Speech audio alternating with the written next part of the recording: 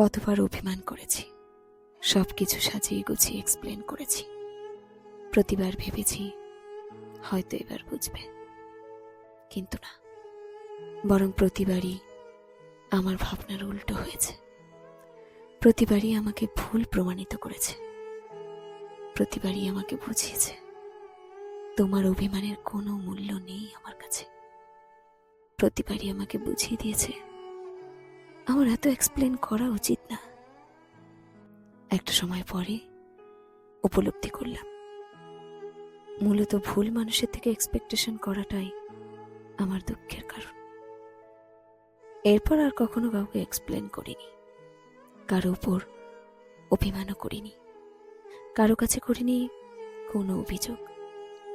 কারণ যার বোঝার না, তাকে হাজার শব্দ দিলেও বুঝবে না, আর যার বোঝার, সে আমার নিঃশব্দেও বুঝে যাবে পুরোটা।